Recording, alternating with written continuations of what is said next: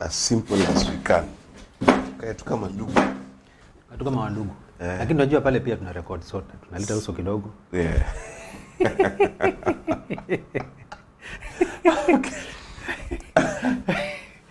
Wow. Yeah.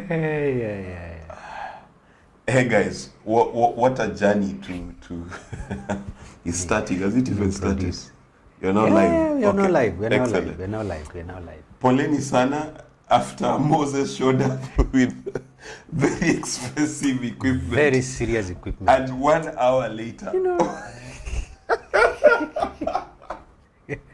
Sorry. 1 hour later, we try are to using... plug here, try to plug here, try to... Are you seeing my face? Try to plug here. Karibu Mombasani, ndugu yangu karibu Mombasani. Thank you. This is quite the introduction. Poleni, we are starting late. But this is something that we've wanted to do for a while. I think, there you go. That's much better. That's much better. Yeah, so this is something we've wanted to do for a while. We've discussed it for many years. This is my brother Moses. Yes. He's actually the one who's supposed to be inviting us, but I'm busy laughing at him because his state-of-the-art equipment. But the state-of-the-art equipment is still working. There's another camera there that you need to speak to. Yes.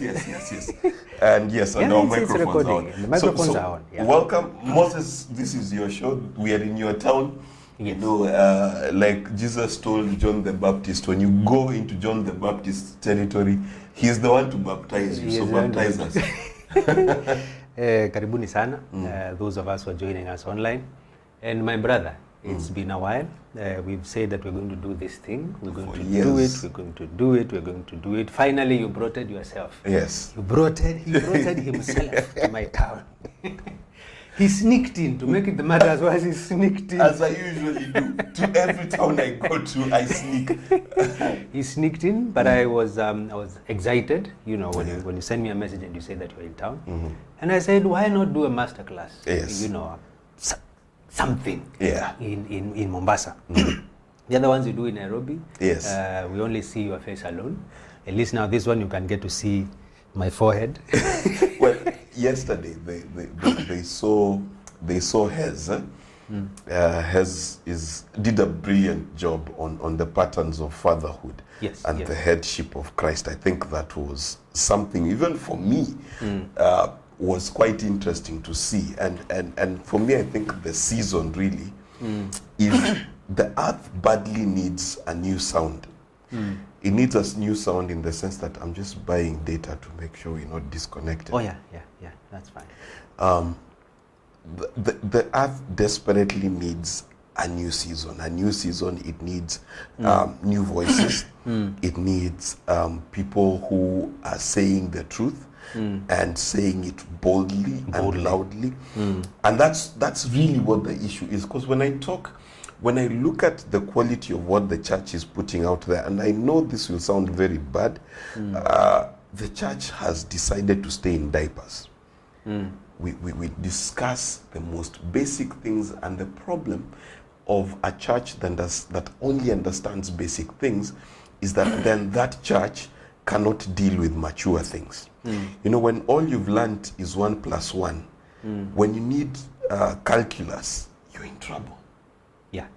You see, and that's where the church is. Let me just put on a different network. Forgive us 1 second. We will flash back on just now. Okay, are we back? Yes, we are. Excellent. And I can close that. Yeah. So the issue with the church today is, I used to think that the church suffers from false teaching problem. I spent many years thinking false teaching is a problem, but that's not a problem. When you are a child, you believe Santa Claus is real. When you're a child, you believe the money that was put after you lost a tooth came from the tooth fairy. When you find people believing in fantasies, it's because they are children. In the faith. Yes. So that is why Paul speaks of them being lost in old wives' tales. Yani the stories old mothers told kids. And that's the problem. Because when you're a child, unaambia usitoke nje, kuna jitu. Kuna jitu. Ama utabebwa na mnyama. Exactly. Ama utaumwa na something. Yes. And the problem with that is that now when that is in your Christian makeup, even as an adult, what you're scared about is jitu, mnyama, Santa Claus is real, so you'll find Christians who don't work will give a tithe on Sunday and expecting God to bless them on Monday. During the week, yes. Yes, because their faith has never gotten to a point where it has matured. So the maturation of the saints is probably the most important thing that we can do in this time and age. Now, could it be, there's a scripture that says that my people perish for lack of knowledge. Yes. So is it a situation where it is, we are where we are because of lack of knowledge, or we are where we have been led to? Now, here's the most interesting thing, and this is the first time I'm saying this publicly. Do you know what demon means? Okay. It's the term demon means blasphemer, liar. A demon is a lie. Okay? Now here's the thing. God did not say anywhere in the Bible, my people perish because there are many demons. God did not say my people perish because the devil has become very powerful. He said my people perish because their standard of knowledge has not risen to the challenges they face. Standard of knowledge has not risen to the challenge they face. Yes, because a lack of knowledge does not mean no knowledge at all. Because you can have a car that is stuck and you're a very good IT person, but you have no car knowledge, and therefore you will perish by the side of the road because you have no car knowledge. So the knowledge you have is not in that field. It's not relevant. It's not relevant. Yes. So that means the problem that you face requires you to upgrade your knowledge to the standard of the problem. To the standard of the problem, yes. You see, so when God says my people perish for lack of knowledge, it is not that they know nothing. It's that what they know has not been upgraded to where to we be are. Relevant to the challenges they face in life. Yeah, if Einstein resurrected today, you'll be smarter than him. Exactly. Because he can't operate a car. He can't operate a laptop. Can't operate a laptop. He cannot operate a phone. Yes. Can't even get an Uber to get him from point A to point B. Wow. Yet in his time, he was considered a genius. Yes. Now here's the thing. Today, we preach things that were taught in 1980. And we teach them to adults, not to children. This adult has been adulting for how long? For him to receive the same information he had 30 years ago. Now, could it be, it is to some extent deliberate to keep the masses at a certain level? Because if you know the truth, to set you free. and when you are free, then to some extent, we cannot contain you. We cannot contain you. Moses, you see, being a preacher, being a teacher is an interesting thing. When you are parenting your child, akikusumbua, unamchapa, atenda wapi? Akikusumbua, go to your room. Akikusumbua, you give discipline. Now, the preachers of today who are supposed to be the parents depend on the children for sustenance. And for relevance. So really, the preacher is not the one on the pulpit. It's the one in the pew. It's the one in the pew. Because the one in the pew is the one who wants to hear what they want to hear so that they can pay you. And here's the funniest thing, and I had this conversation with God last year. He told me in the king's court, there are two people who talk a lot. The king and the jester. The king speaks to rule, the jester speaks to entertain. Circus, some form of itchy ears. Yes. And now, I'll give you an example of jester theatrics. T.D. Jakes came out with his raspy voice, saying, in the 90s. "The Lord is going to touch you." Right? He was a man. I listened to that Yes. man Brilliant, of God. I brilliant listened to to date. 1998, 1999, Yes. when he preached a message on woman thou art loose. Yes. There was another one that he used to preach that was called Lose That Man and Let Him Go. Good. So, question. T.D. Jakes did it in his voice in his time. Yeah. It's 2023. How many people still teach like him? Quite a number. Sasa, God didn't give these people their own voice. Let me put it like this. I think what we have done as far as that is concerned is that we have this small miniature tape recorder. Yes. Somewhere buried in the subconscious. And so if I look at somebody that I like, somebody that I idolize, I tend to copy the way they do. Yes. I tend to copy their tongues, I tend to copy the way they dress, I tend to copy the way they speak, I tend to copy the way they do their hair. If they palm their hair, I'm going to cook my hair, whatever it is that they do. And anytime I will go out there, I'll be replaying the cassette in the head. So if I have been to ministry A, chances are I will talk like them. Because I want to identify with them, and because there's a cassette running in my head, or I will be wanting to play by their good side, so that I can be. Now, here's my question: do you know the definition of someone who's led by the Spirit? Definition of someone who's led by the Spirit, according to Jesus, is like the wind. No one knows where it is coming from. No one knows where it is going. So is everyone who's led by the Spirit. He was talking to the Samaritan woman. Oh, he's talking to Akina Peter. Akina Peter, yes. You see, what is significant about that is that God is clear in his Bible. Not even twins are the same. Esau and Israel are twins. But destiny was different. The children of Judah with Tamar were twins. Destiny different.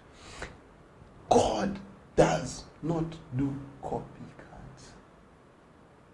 He does not. He does not duplicate. He does not duplicate. The building of his temple, he says, I do not want to hear the sound of iron. The sound of a chisel or something that is working. Hammering the stone. The way it was picked up from the quarry is how it should fit. Meaning that, and no people forget this. First, God said he made man in his image and likeness. Male and female made he them in his likeness. Meaning, the image of God is a them. It is not a me or a you or an Adam. It is a couple. Made he them. Meaning that if we are to touch the image of God, that image must be understood.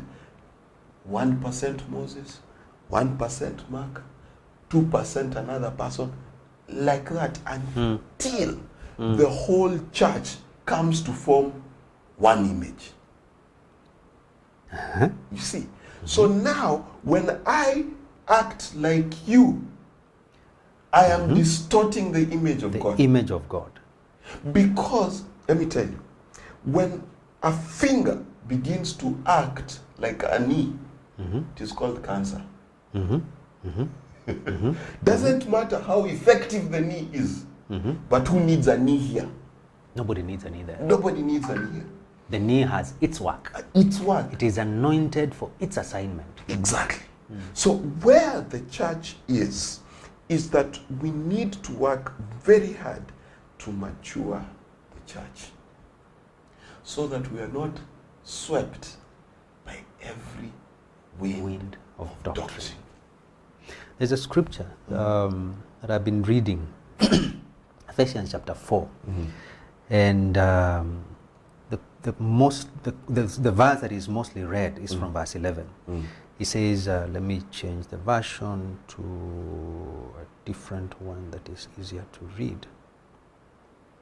And he himself gave some as apostles, some as prophets, some as evangelists, some as pastors and teachers, with an assignment, verse 12, to equip the saints for the work of the ministry, that is, to build up the body of Christ until we all attain to the unity of the faith and of the knowledge of the Son of God, a mature person. One person, attaining to the measure of Christ's full stature, so that we are no longer to be children, tossed back and forth by the waves and carried about by every wind of teaching, by the trickery of people who craftily carry out their deceitful schemes. There is an assignment for the fivefold. Question: these fivefold, who are they? Can we have a definition? Now, hold on. My understanding, in my view, in my view, from verse 7, that's where the definition starts from. But to each one of us,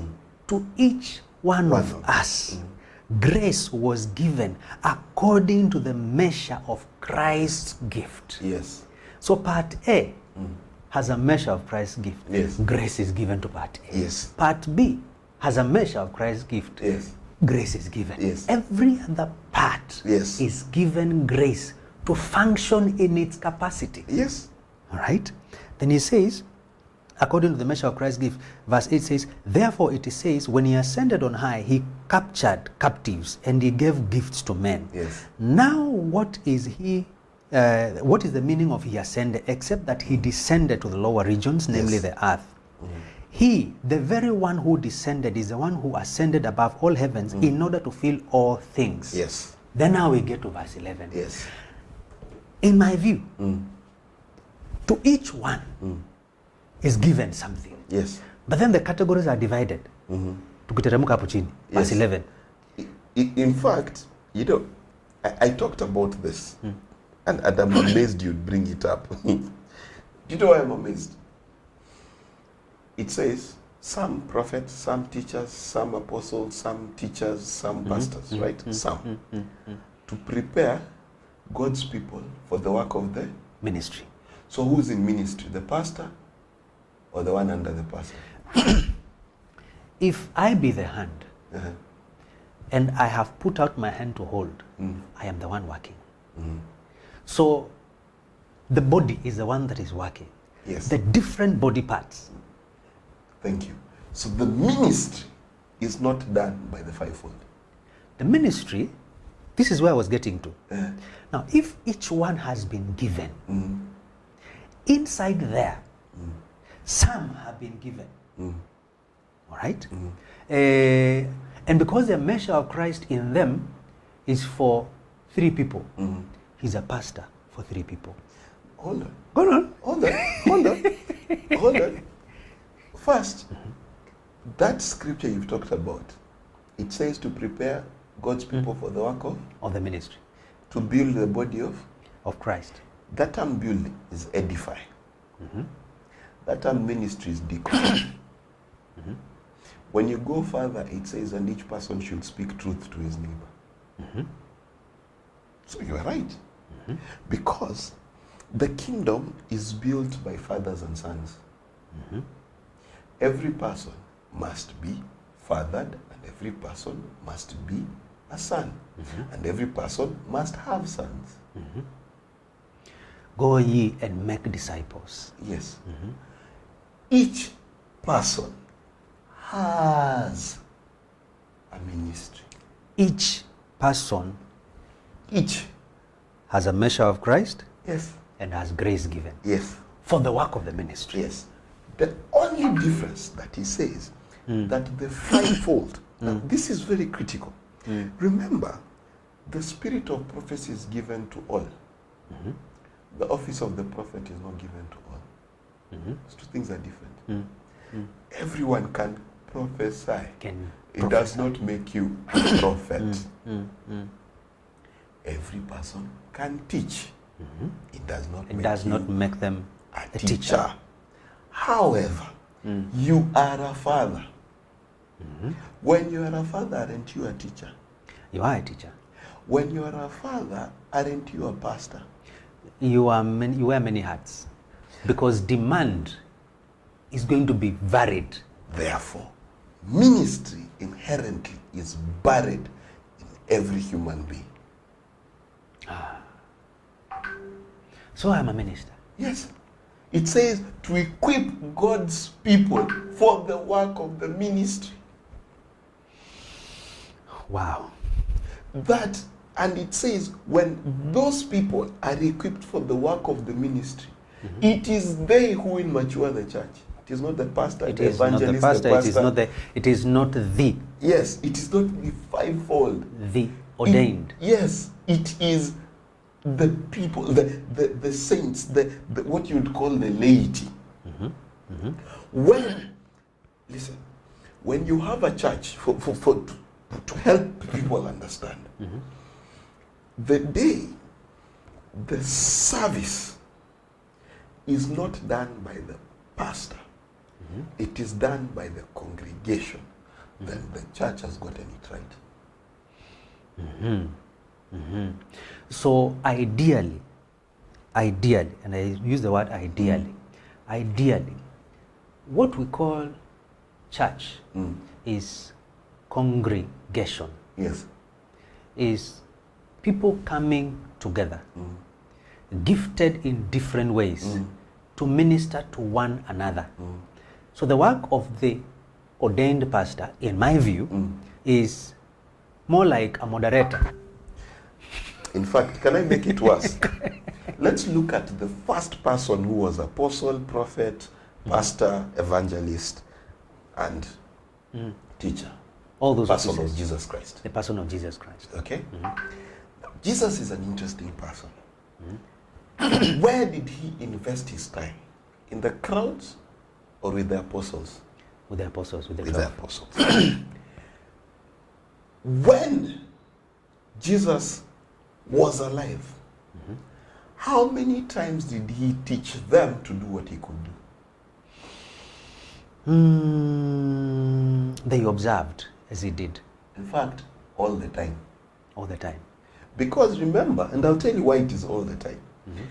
When the boy who used to throw himself in the fire, the one the disciples could not cast out the demon. Do you notice it was the habit that they would bring sick people to the disciples? So that Jesus didn't have to do it. So he even says, I brought him to your disciples. And Jesus is angry at the disciples. And he tells them, how long must I be with you? Be with you. You faithless generation. Jesus, his expectation was that his disciples should do greater things than him. Than he did, yes. When he left for two reasons. One, that Peter recognized he was the Christ. Then the Bible says Jesus began to show that he must die and be crucified. But number two, when Peter, John, and even Thomas and even Judas could do what Jesus could do, he said something significant. He said, I no longer call you servants, but brethren. The purpose of Christ was to bring the disciples to have the same identity before God. It is the same thing a parent does You bring up your daughter so that she can think like you. And when you sit, you look eye to eye and you can say, come, let us reason together. Let us reason together. It is not in the purpose of any parent to keep their child as a child. Wow. I think you need to look at the viewers, both in this camera and that camera, and make this proclamation, because we have a disconnect where we are told church is family. Yes. Okay? We're told church is family, and it's supposed to be family. Yes. But then when you try to mirror what we do in family and what we do in church, there's a variance. Big one. You know, you see, na wale wengine. Here's the problem, so that we understand each other. Yeah. But number one, if you don't take after the pattern of Christ and stop looking at your congregation as you are the minister and they're the ministries, they receive ministry, and not realize that you need to change them from servants to brothers. People who have the same abilities, Same capacity. same capacity. So that now, you see, the purpose of any father is to disappear so that the son may appear. It is the reason why God the Father we have not seen. But we who have seen the Son are told, if you've seen the Son, you've seen the Father. Philip was saying, as Philip was asking that question, he was saying, show us the Father. And he said, if you've seen me, you've seen the Father. God the Father dwells in unapproachable light for that reason, that he may be seen through sons. Similarly, if you sit in a congregation, Watuka Ministries International, and you've got 2,000 international people listening to you, for 30 years you're broken. Something is very wrong. Something is wrong. At some point, your sons need to start digging the shamba. Can you imagine if you had sons in your house? Na kila siku wendo napika ugali, kila siku wendo na chimba shamba, kila siku wendo na leta pesa na kulipa rent. I'll get tired. Yes. I'll get tired and frustrated. Now, Jesus himself, how many times was he tired and frustrated? How long must I be with you? Why was he saying that? He was saying, my time with you is dependent on you getting it right and doing what I can do. So that I can go to my Father for your benefit. Wow. Wow. You see? So it is very important.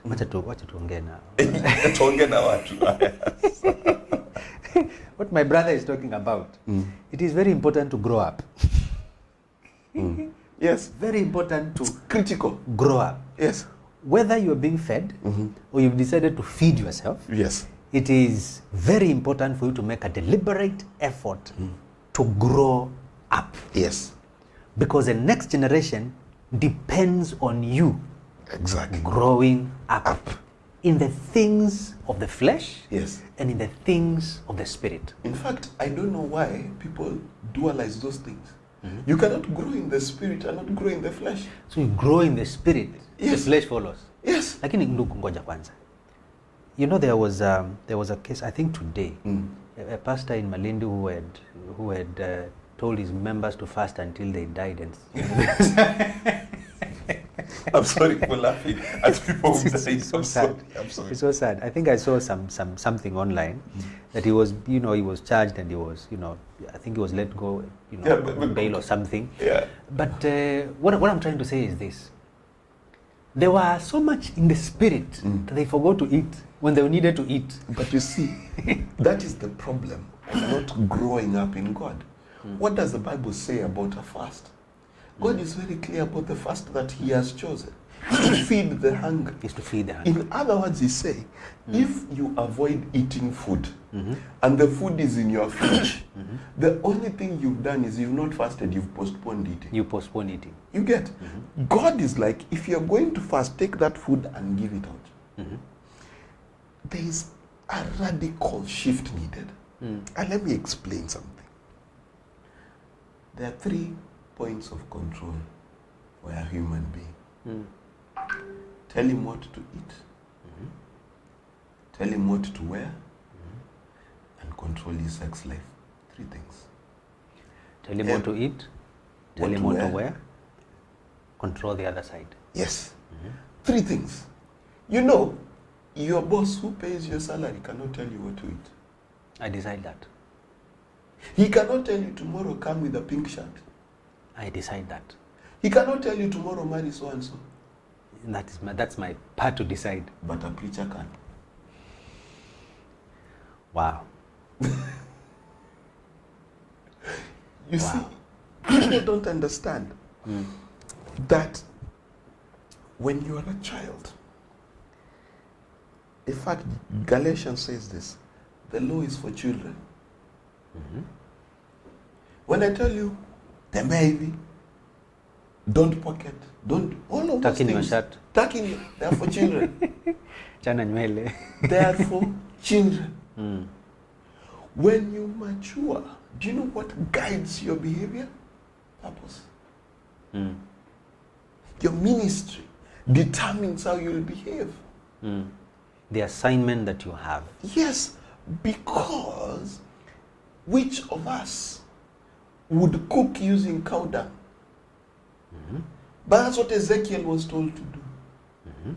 Today, we are sitting here without cowhides and eating grasshoppers and honey. Yet, that was John the Baptist's assignment.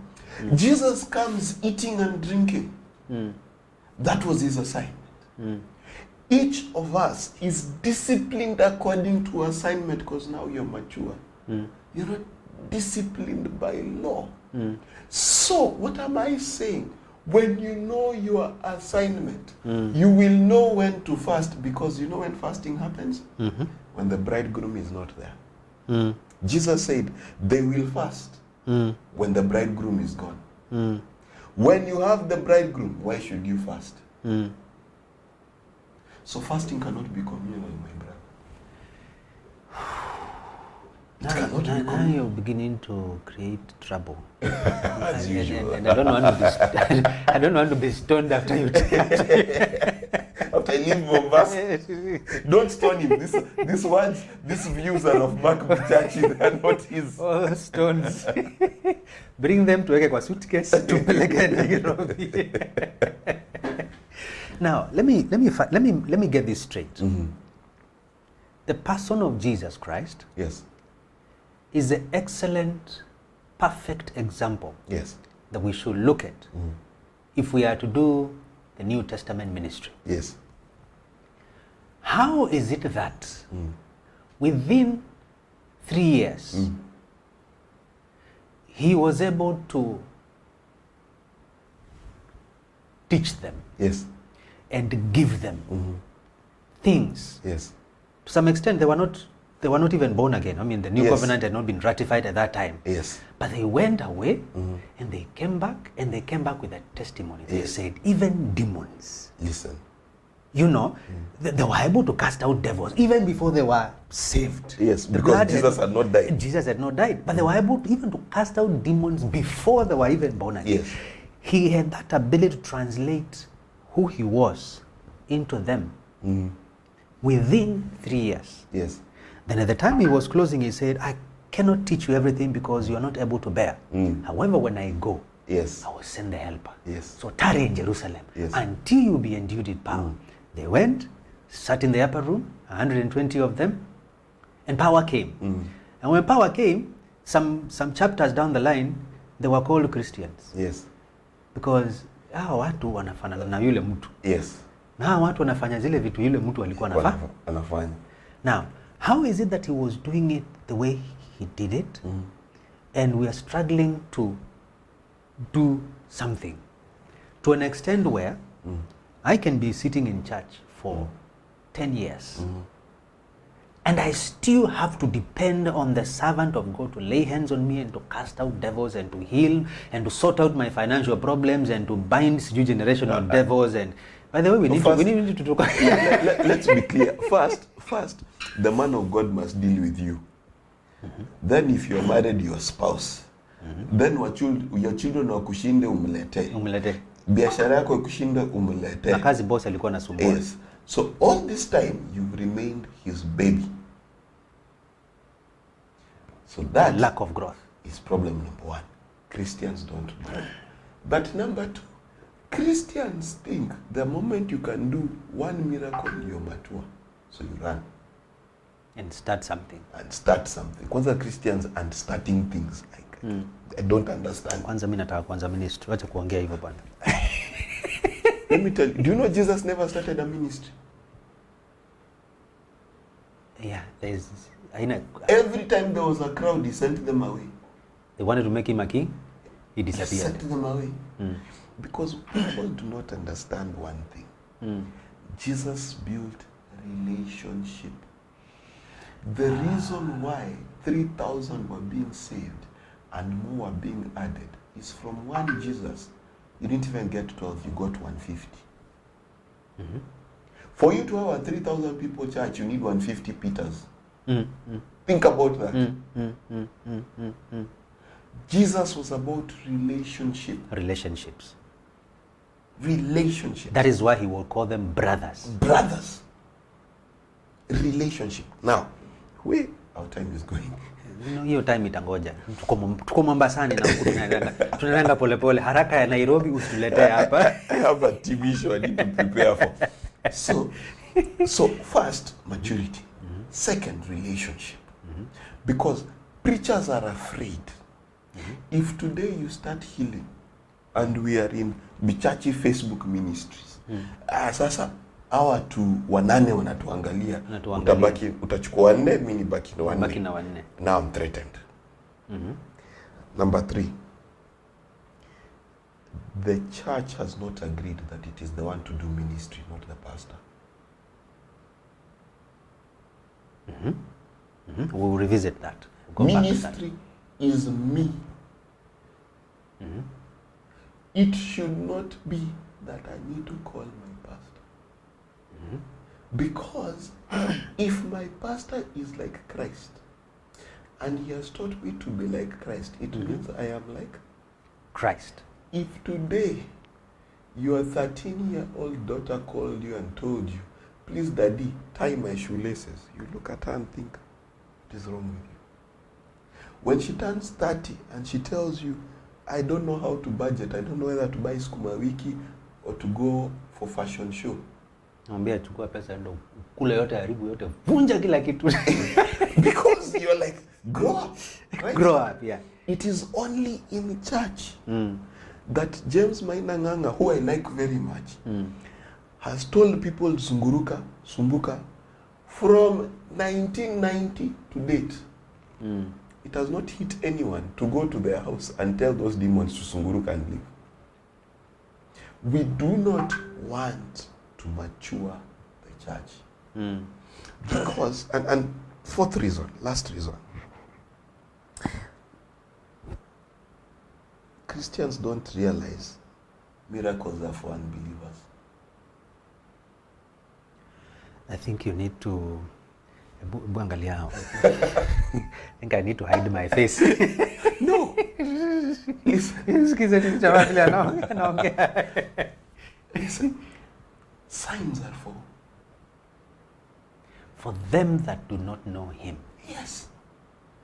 You as a believer are supposed to live in harvest, not in miracles. How many times did Jesus heal himself? He was never in a situation where he needed. Interesting, eh?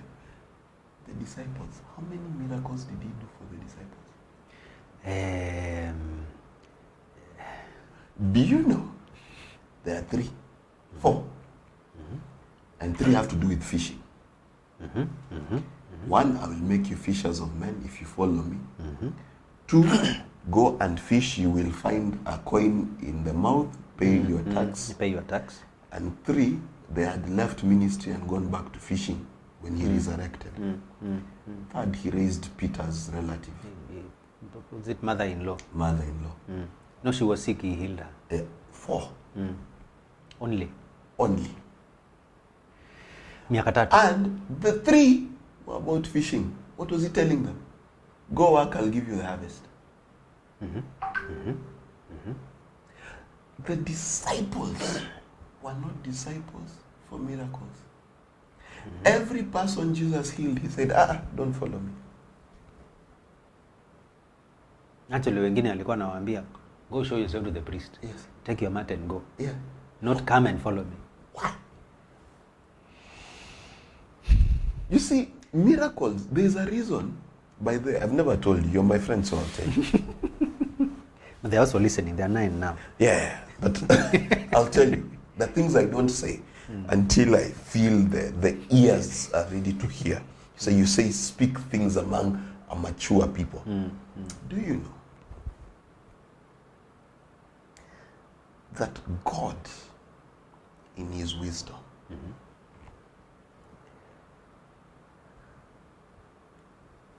Yes, it's okay. It's okay. I'm gonna buy a helmet.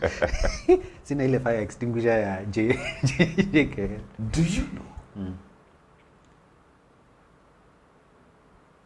God, Christ, said a wicked generation seeks after a sign. And he goes into a long conversation and says, you're following me because of food. Because of food, yes. And then you're following me because of miracles. I don't want you. Then Peter, he asks Peter, are you going to leave also? Yes. And then Peter said, how can I leave? You have the words of truth. So let me tell preachers something. If they follow you for miracles, dangerous people. If they follow you because you fed them, dangerous people. If they follow you because you have the words of truth, right people. They will be founded, they will be strong, they will be able to do exploits because they have truth. Now, miracles are for non-believers. And if you keep seeking miracles, you stay an unbeliever. Oh, can I give you proof?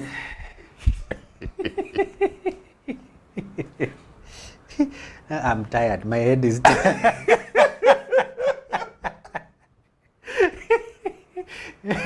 Let's go. Last thing, because I also need to go. Yeah. But there's a point I need to revisit. Kidogo tu. So, but let me make this point. Yes. The church of Moses lived under a pillar of fire and a cloud by day. And they ate manna every day.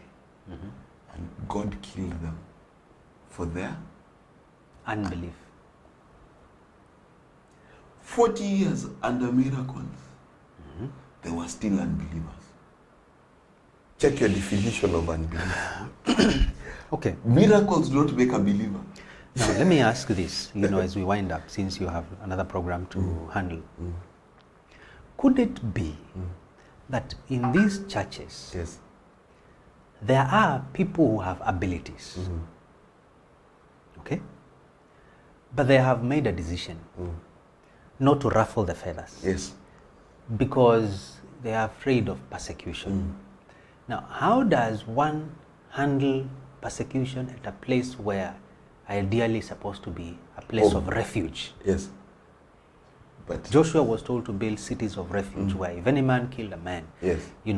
They would run there before the manslayer would catch up with them. So ideally, in our generation, congregation is supposed to be a place where when we come together, it's a place of security. It's a place where there is warmth. It's a place where there is love. It's a place where there is, and the way we celebrate, huyu mtoto ameanza kutembea, and we tell everybody and we, take pictures and celebrate that this child has moved from this level to another level. How do we handle growth in church? That brother, that sister who's been anointed and he has done something, who's been strengthened and he has overcome certain things. How do we encourage them to stand I had a conversation despite persecution with God about the ancient gods, Baal, Molech, etc. Then he asked me, did Molech die? I said, he's a spirit. If he existed, then he didn't die. He told me, you are right. I was like, what do you mean? Look. Hey. Okay, let me say this, because you're making me say big things. So anyway, let me say big things. Worship is not bowing down. Worship is character. What you do every day is what shows us what you worship. If you worship money, you'll harass people for money, mistreat people for money. That's how you know who you worship. If you worship Molech, you will make your son walk through the fire. You will make the life of your son difficult to achieve what you have. Because deep down in your spirit, you still worship that ancient God. Because you are jealous of the success of your son. In Kenyan universities, we see this all the time, where lecturers fail students because life must be hard. Life must be Why hard. do you want it easy? So there's that spirit in church. One, spirit of Molech that wants to make sure everyone remains a child. And for you to grow, we must put you through the fire. Like You have Molech. to fight and fight and fight and fight and fight. Yes. But number two, Jesus promised you persecution. Now, do you know where Jesus said he will persecute you from? Funnily enough, he did not say government. He said they shall abuse you and kick you out of their synagogue. Here's the thing, and I'll finish here. Jesus did not say he will. You know, Jesus is very interesting. I keep the things. Okay, let me say. There are three terms that are problematic in the sayings of Jesus. Jesus, when he is living, he says to Peter, on this rock I will build my ecclesia. Okay? So there's ecclesia. Church. The one we call church. The one we call church. And number two, there's a temple. Says we are the temple of God. Then he says, their synagogue. There are three things. We've assumed they are one. Okay. I think they need to write something. Okay. Have you written that? Regelea, kuna mtu, somebody is writing notes. There is church, ecclesia. Ecclesia. There's the temple. Ecclesia means called out ones. Called out ones. Okay. There is a temple. Temple. Temple means what in simple terms? Place of worship. A place of worship. And then third, synagogue. There is synagogue. Yes. Those three things are not the same. They are not one. And he said, they will kick you out of their synagogue. Not ecclesia. Not ecclesia, not temple. Not temple. But synagogue. If someone makes a synagogue, they must, by the instruction of Christ, kick you out. Wow. Please allow me to go. One day we will. I've tried to convince him. Since he has come to Mombasa, and in Mombasa we do things slowly. You know, we don't not in a hurry. Unfortunately. But I've loved this. So due to public demand. No, but these are the conversations you and I have all the time. But now, you see hata wameongezeka wamefika vizuri. But seriously, remember. No, on a serious note. The church, the ecclesia, the temple, they are not one. And the synagogue are not the same. And by the words of Jesus, you'll be kicked out of the synagogue. Yes. Okay. It's so sad that you have to go. It was nice having you in the show. I've thoroughly enjoyed myself. It was not. Was it my show or your show? It's your show. It's your town. You're baptizing me to Mombasa. I'm happy to have hosted you here. Thank you so much. I always see you being hosted in, big studios, big lights, and this is the biggest studio. Our father's studio. This is the biggest one. I'm humble to be among the. Let me tell you, brother, I am humbled to be here. I'm so excited, man. I think I've been dreaming of this day many, many times. So thanks for watching, guys. I have to run. I know Moses is looking at me badly. Yes, I have beef with him. We'll do this again. We have to. We'll do this again. Thanks again. Karibu sana. Na wale wako ile kamera ingine. See you guys. Mbarikiwe sana. God bless. We will revisit. We will revisit. Three things. Different. Yes.